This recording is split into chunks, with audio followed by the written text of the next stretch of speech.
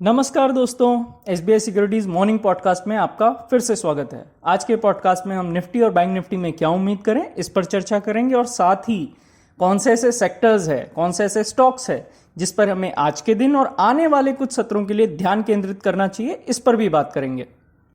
तो अगर हम बात करें फ्रंटलाइन इंडाइसेस की दोस्तों, तो फ्रंटलाइन इंडाइसेस फ्लैट खुले और निफ्टी के साथ साथ बैंक निफ्टी के लिए भी मामूली बढ़त यानी तकरीबन आधे प्रतिशत की बढ़त के साथ दिन का अंत हुआ। यहां यह ध्यान देने वाली बात है कि अभी तक बाजार ने पूरी तरह से जो बुधवार के फॉल है उसको खत्म नहीं किया है, पर ओवरऑल अगर हम 3 दिनों का व्यू देखें तो बाजार में निचले लेवल से अच्छी खासी अपमूव हमको नजर आई है।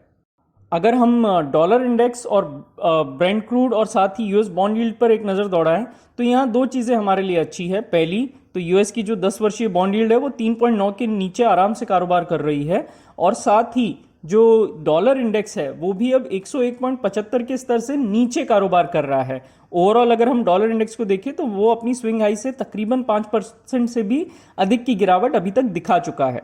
दोस्तों यहां पर हमें ब्रेंट क्रूड में थोड़ी सी अस्थिरता जरूर नजर आ रही है, क्योंकि लाल सागर मार्ग के माध्यम से शिपिंग के जो दौरान सुरक्षा कारणों से उत्पन्न होने वाली आपूर्ति बाधाओं के कारण हमें ब्रेंट क्रूड में 74 से $81 प्रति बैरल के बीच की जो मूवमेंट है वो नजर आ रही है। और हमें चिंतित तब होना चाहिए जब 83 और 85 इस रेंज के भी ऊपर जो ब्रेंट क्रूड है वो निकल जाए। तो अभी तक तो स्थितियां कंट्रोल में है, बस हमें इस पर बारीकी से नजर जरूर रखनी चाहिए। बात करें S&P 500 की दोस्तों, तो वहां पर भी एक मजबूत वृद्धि की प्रवृत्ति का अनुभव हो रहा है, जो कि पिछले 3 हफ्तों में 4550 से 4780 तक पहुंच गया है। आगे बढ़ते हुए 4860 4890 की सीमा तक एक और बढ़त हमें लगता है कि दिखने को तैयार है, जिसमें 4700 का जो लेवल है वो बहुत ही अहम सपोर्ट के रूप में कार्य कर सकता है। अगर हम ओवरऑल अपने बाजारों की बात करें तो ओवरऑल बाजार में एक स्वस्थ सेक्टर रोटेशन हुआ, जिसमें निफ्टी ने कल तकरीबन हमने वजह से बात की आधे प्रतिशत की मामूली बढ़त के साथ सत्र को समाप्त किया।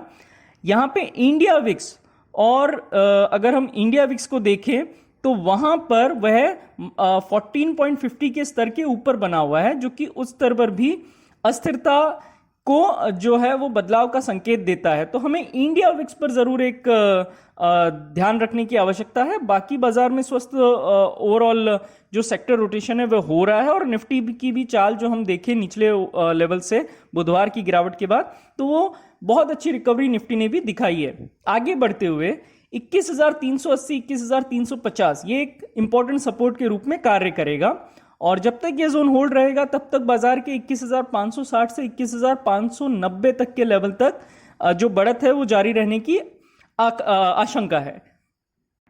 वहीं 21,350 से नीचे अगर इंडेक्स फिसलता है तो 21,210 21,160 इस जोन को वापस रिटेस्ट कर सकता है।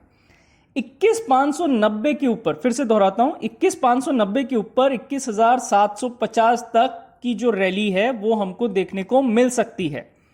अगर हम ओआई डेटा का अध्ययन करें तो 21,500 और 21,600 के स्ट्राइक में महत्वपूर्ण कॉल राइटिंग बिल्डअप देखा गया है, जबकि पुट के फ्रंट पर 21,300 और 21,400 में काफी ओपन इंटरेस्ट जुड़ते हुए देखा गया है।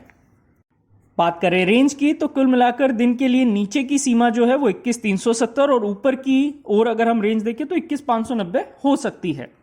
चलिए आगे बढ़ते हैं और बैंक निफ्टी को देखते हैं। तो बैंक निफ्टी 47,550 47,630 के जो जोन है वहां पे एक सपोर्ट ले सकता है और जब तक ये जोन बना रहेगा बैंक निफ्टी के 48,050 से 48,100 तक के जोन तक जाने की जो संभावना है वो पूरी बनी हुई है।